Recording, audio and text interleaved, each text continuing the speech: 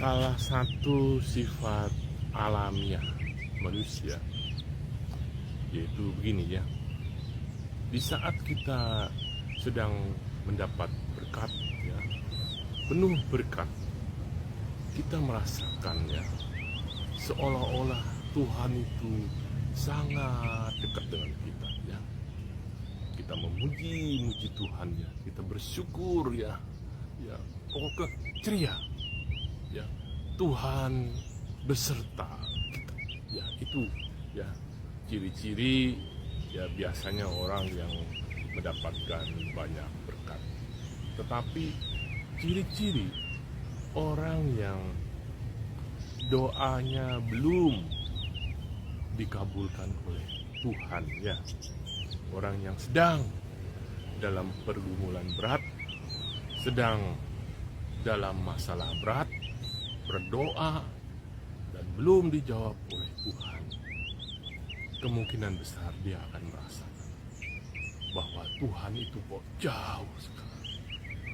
Tuhan sepertinya tidak mendengar doa saya ya. Sebenarnya Tuhan itu ada di mana sih ya? Karena banyak juga dari kita ya, kalau ditanya, saya sekarang ini mau hidup dekat dengan Tuhan saja. Ya, teman-teman, silahkan kita baca di kitab Roma pasal 10 ayat 8 ya. Firman itu sebenarnya dekat dengan kita. Firman itu ada di dalam mulut dan hati kita. Nah, di situ dikatakan firman itu ada di dalam mulut dan hati kita. Kita lihatlah kembali di kitab Yohanes pasal 1 ayat 1. Ya, di situ dikatakan ya, pada mulanya adalah firman dan firman itu bersama-sama dengan Allah. Firman itu adalah Allah. Jadi kalau kita kembali ke kitab Roma pasal 10 ayat 8, Allah itu berada di dalam mulut kita dan hati kita. Ya, karena itu teman-teman ya, selalu muliakanlah Tuhan melalui mulut kita. Kita berdoa, memuji, menyembah, bermazmur bagi Tuhan. Kita memperkatakan hal-hal yang mulia, hal-hal yang baik. Ya, kita pakai mulut kita untuk memuliakan Tuhan. Ya, karena mulut ini walaupun kecil ya, jahat, luar biasa kalau kita ya salah menggunakannya. Tetapi dengan mulut juga kita bisa memuliakan Allah ya.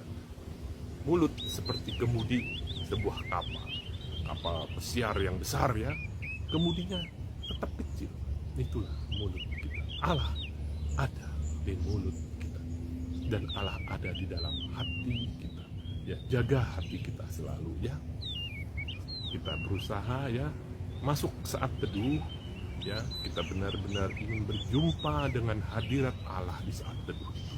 Ya, hati kita akan terjaga ya pada saat kita masuk dalam saat teduh, kita berada di dalam hadirat Allah. Nah, kita jaga hati kita juga teman-teman ya. Dengan apa? Dengan selalu taat melakukan kehendak Tuhan. Dan yang terakhir teman-teman ya, tidakkah tahu kamu teman-teman semua bahwa tubuh kita adalah bait Allah dan roh Allah tinggal di dalamnya. Berarti Allah tinggal di dalam tubuh kita, yaitu di dalam mulut dan di dalam hati kita ya. Oleh sebab itu teman-teman ya, berusahalah untuk selalu hidup kudus ya. Kita melatih diri kita, semakin hari kita harus semakin kudus di hadapan Tuhan, karena Allah Tuhan yang memanggil kita, Tuhan yang memilih kita adalah Allah yang kudus. Sudahkah teman-teman membaca Alkitabnya hari ini?